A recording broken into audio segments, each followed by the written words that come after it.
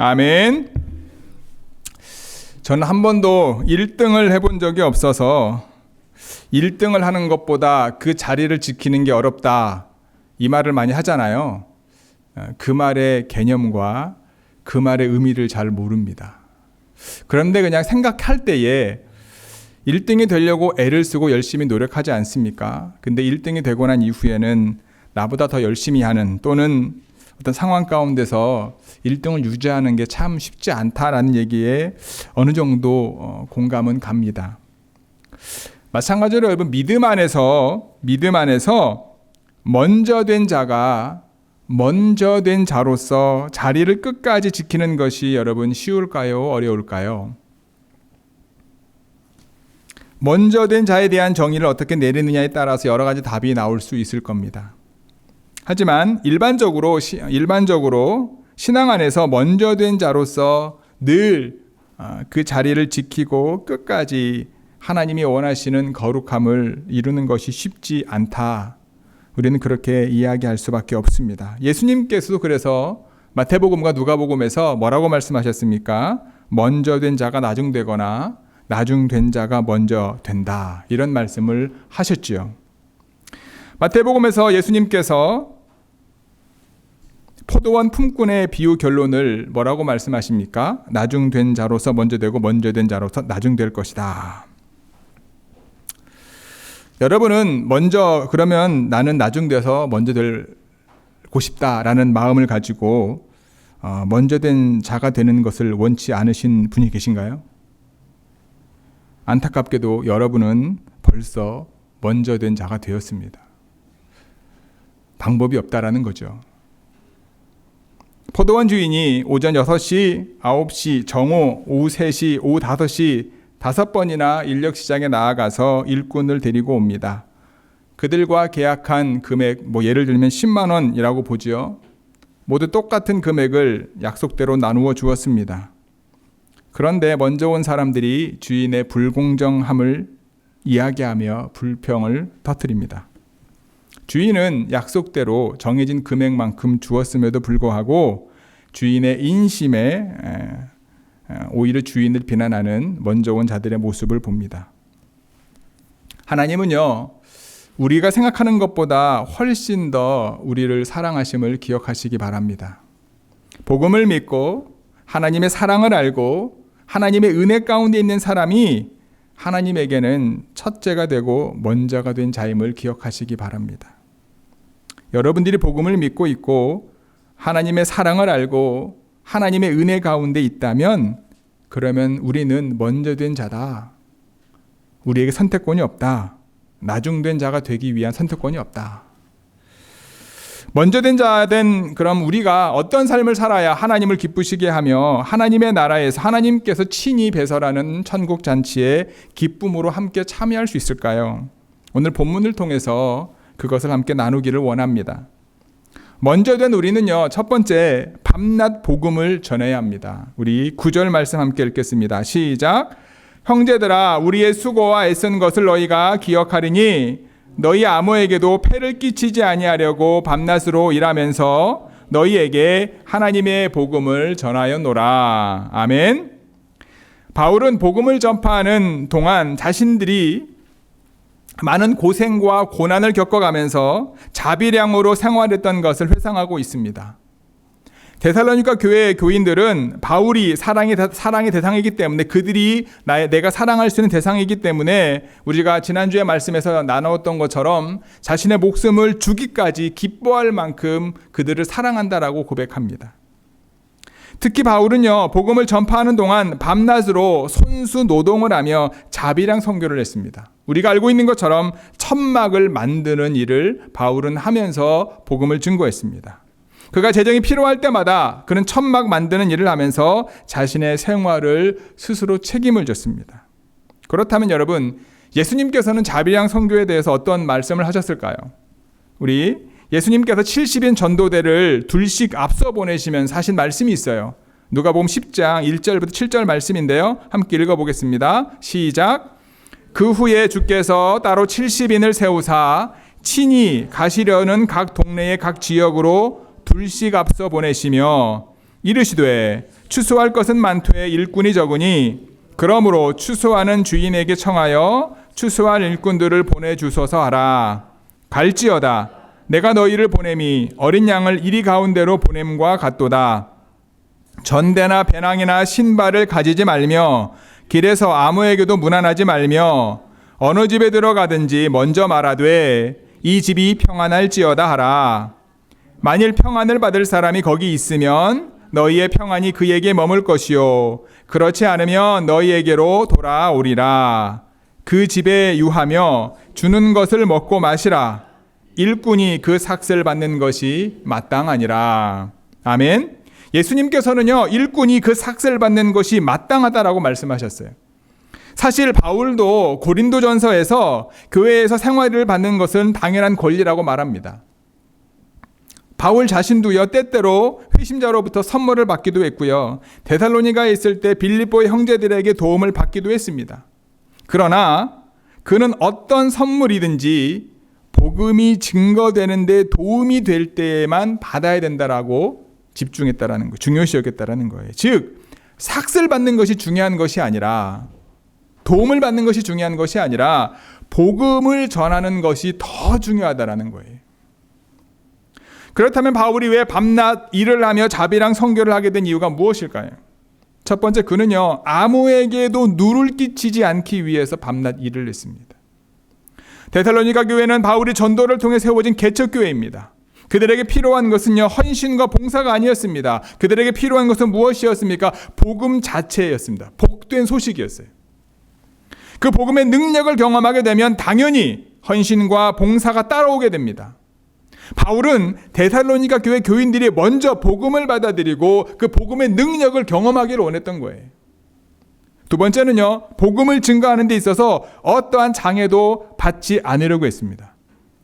지난주의 말씀에서처럼 당시 많은 사상이나 세상의 정신들이 데살로니가 안에 가득 찼었습니다. 그래서 바울에 의해 선포되었던 복음도 여러 사상이나 세상 정신들 가운데 하나로 치부되어 버리는 것을 경계했던 거예요. 바울은 복음 자체에 집중하기 위해 바울이 생각하는 어떠한 장애도 그것을 막는 것을 원하지 않았다라는 거예요. 그래서 자신의 자비량으로 선교했다라는 거예요.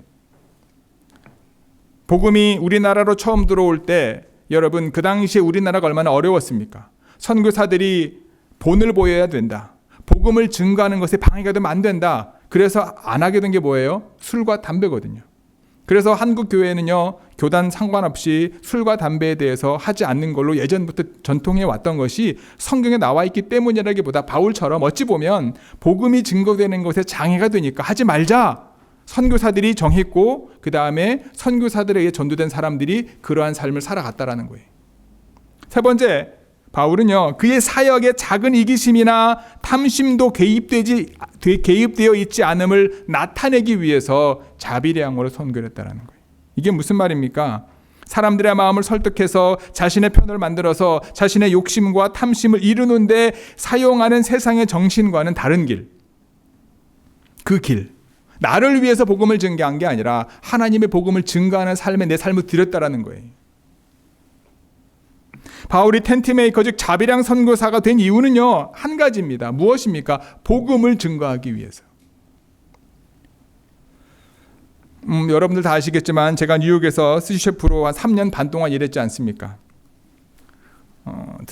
여러분들 중에 들었던 이야기일 수도 있는데, 수요일 날 저녁 예배 설교를 제가 했었습니다. 그 당시 담임 목사님이 본인이 부목사로 있을 때 이민교회 목회하다 보니까 설교할 기회가 없어서 설교하기가 쉽지 않더라. 그래서 저보고 제가 10월 6일 날 뉴욕으로 들어왔는데 그 다음 주 수요일부터 고 목사 무조건 수요 예배 설교하라고. 그래서 일하는 중에도 수요일 날 설교를 시작했습니다. 어른들 대상으로. 근데 제가 이제 어느 정도 지난 다음에 교인들한테 그렇게 물었어요. 이제 여러분, 제가 여기 와서 이제 목사로서 사역을 하고 있는데 주중에 하루에 13시간씩 일식당에 가서 일하는 것이 하나님의 뜻일까요? 아닐까요? 라고 물어본 적이 있어요.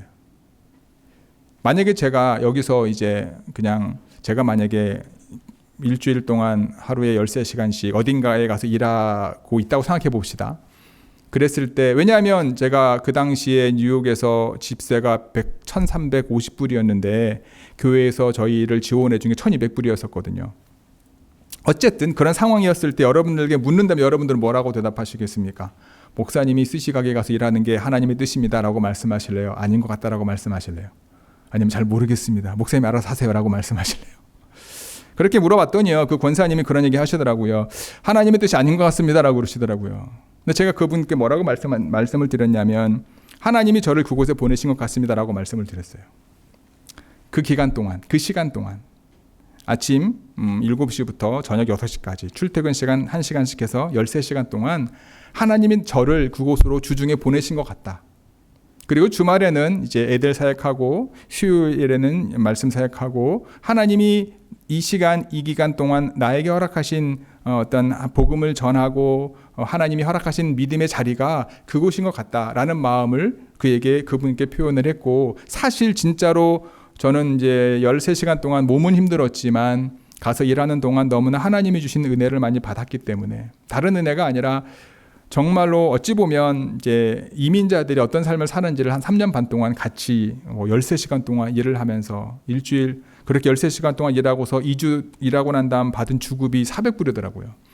그러니까 많은 돈도 아니지만 적은 돈도 아니지만 13시간 동안 일하고 일주일에 400불을 받아, 그러니까 너무 좁게 받는 거라고 생각을 했던 것 같아요. 나름 그런 상황들을 이제 경험을 하게 된 거죠. 그런데 그것이 저에게 힘들고 어려운 경험이 아니라 하나님이 나를 그곳에 보내셨다라고 하는 믿음이 저에게 있었던 거예요. 다른 이유가 없는 거죠.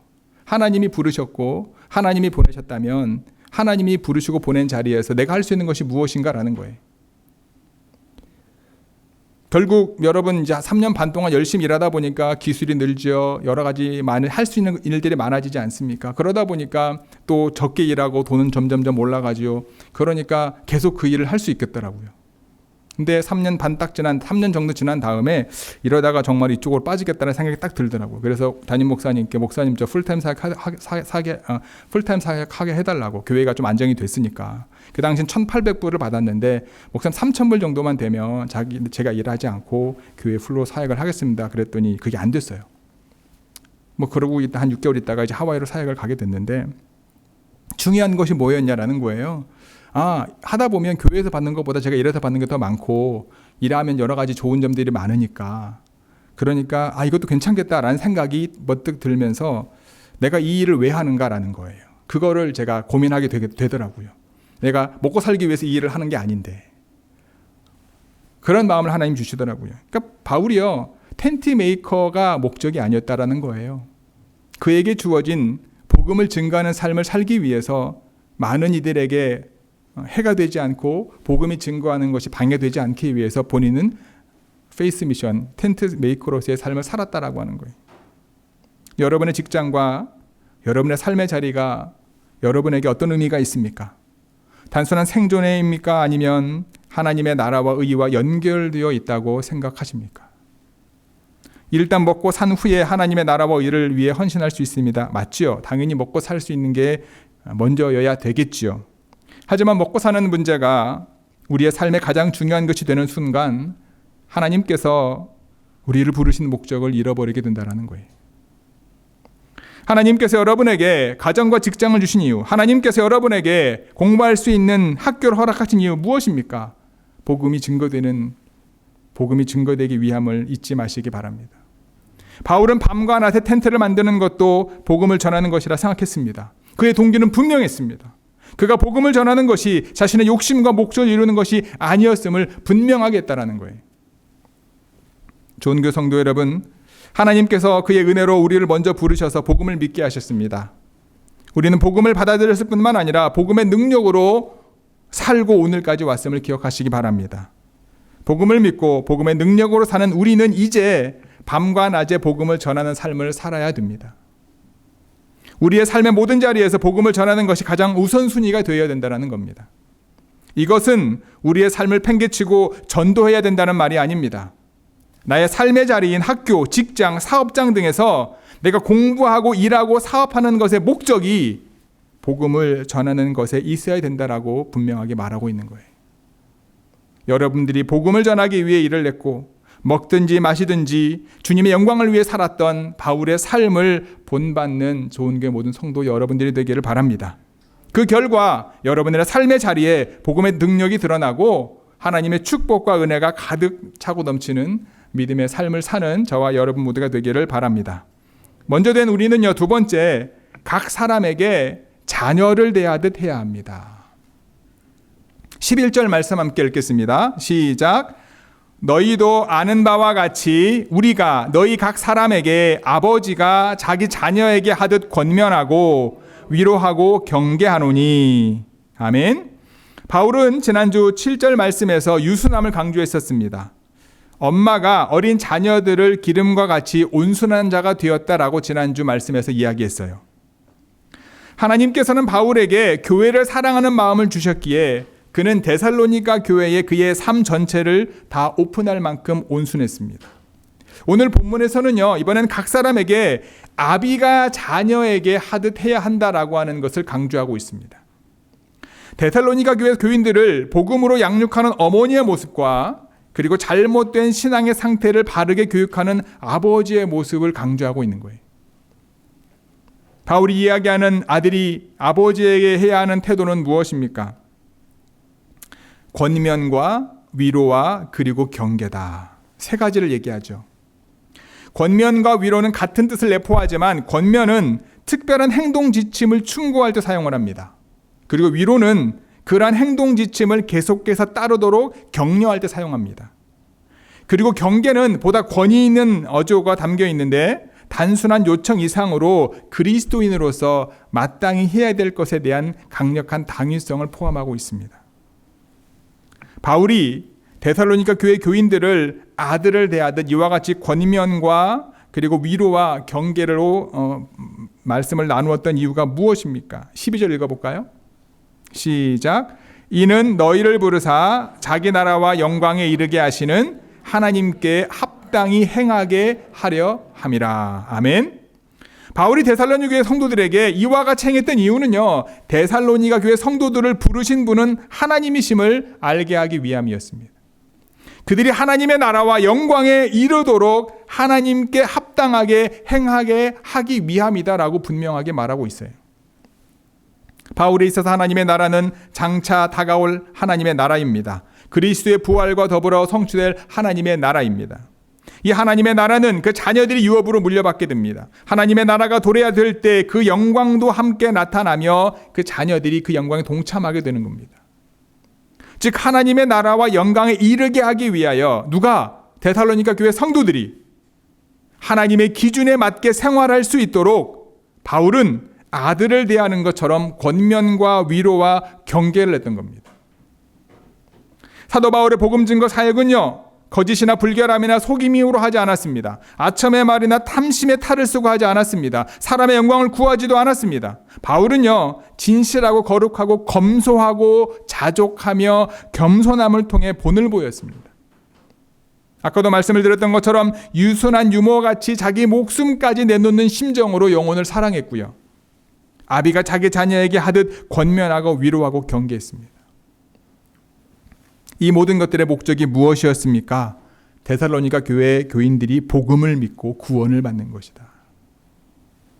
그들이 하나님께 합당한 삶을 살고 하나님의 나라와 그 영광에 이르게 하는 것이었다라는 거예요.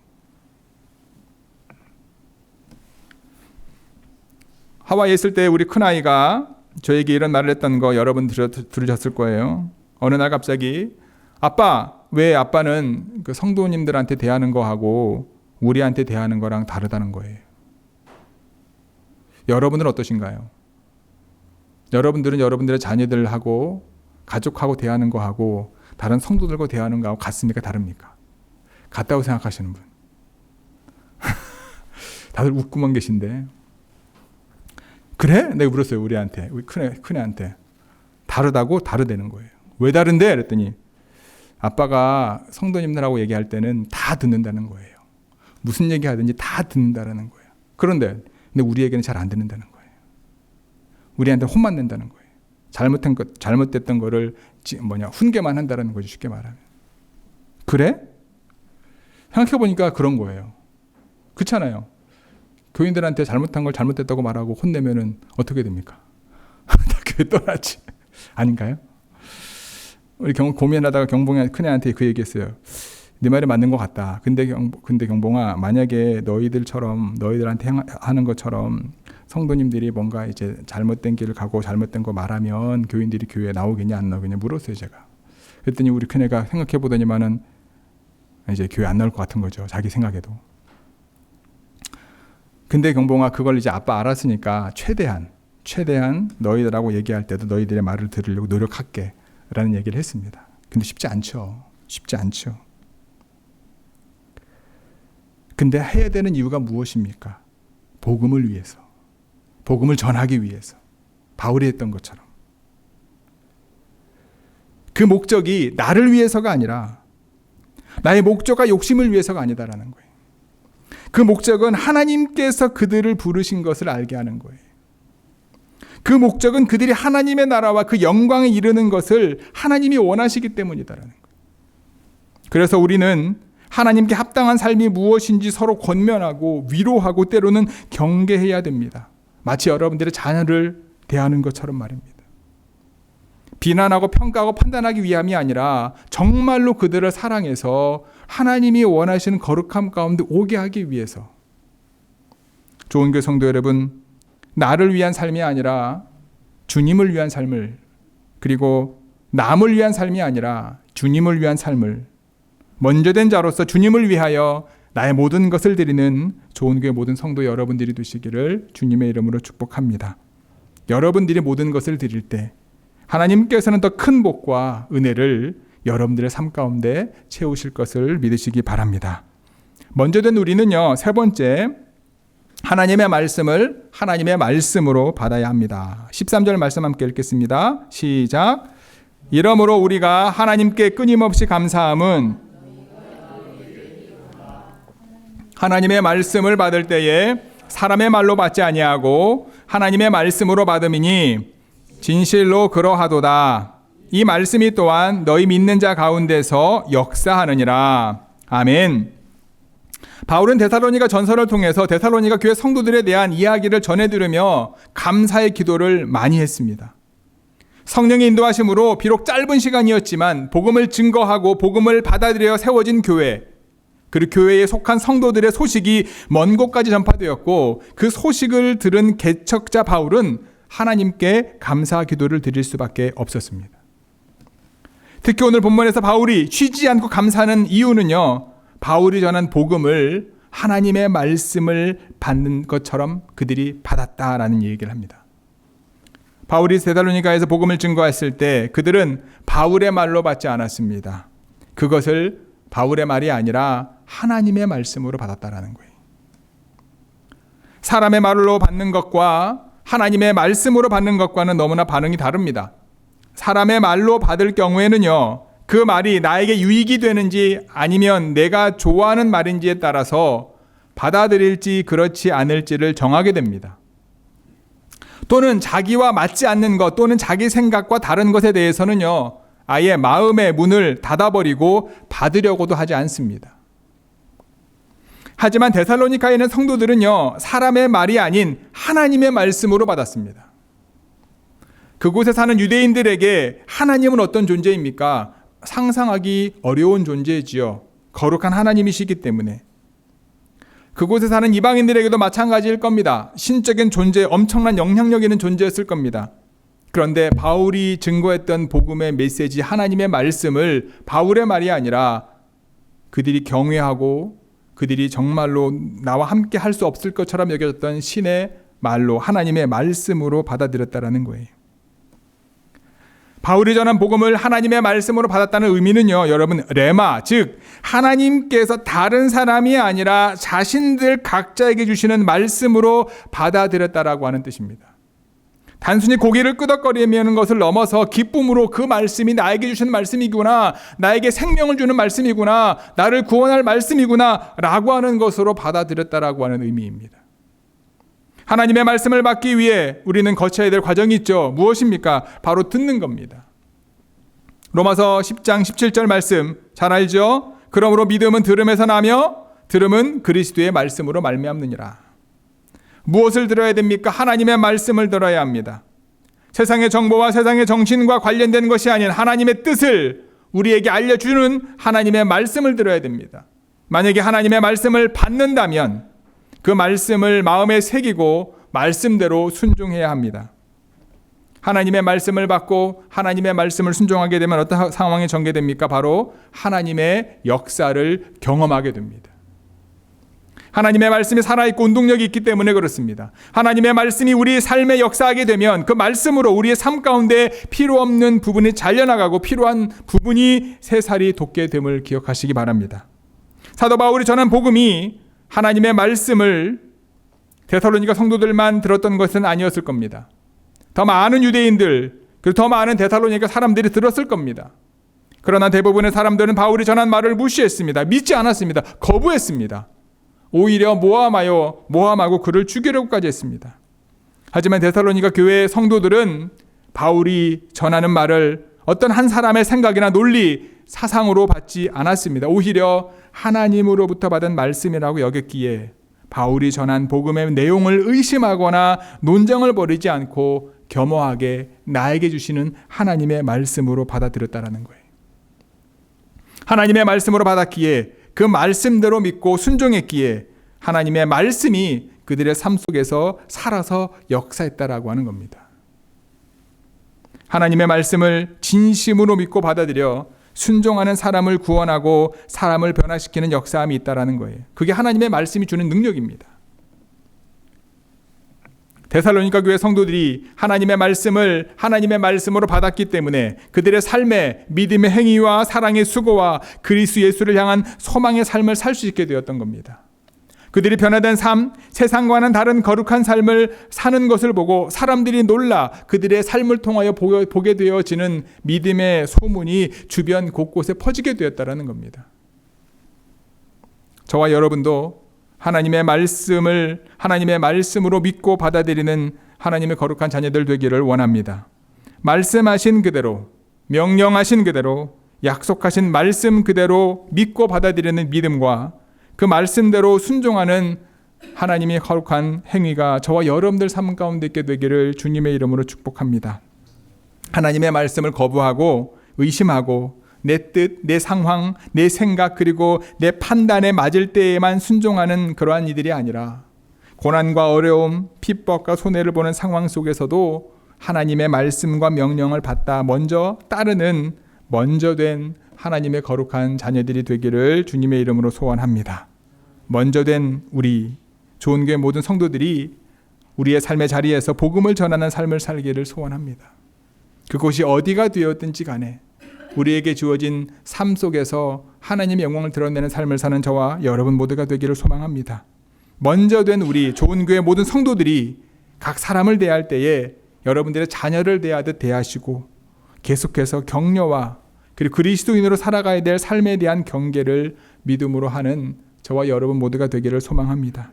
마지막으로 먼저 된 우리 좋은 교회 성도들이 하나님의 말씀을 들을 때 사람의 말을 받기보다 하나님의 말씀으로 받아서 말씀의 능력을 경험하고 승리하는 저와 여러분 모두가 되기를 주님의 이름으로 간절히 축복하고 기도합니다. 그러한 삶의 끝에 하나님을 기쁘시게 하며 하나님의 나라에서 하나님이 친히 베푸실 잔치에 참여하는 영광 가운데 나아갈 수 있음을 기억하시고 이번 한 주간도 믿음 가운데 승리하셔서 하나님이 원하시는 거룩함의 은혜가 저와 여러분들 삶 가운데 가득 차고 넘치게 되기를 주님의 이름으로 축복합니다. 아멘. 기도하시겠습니다.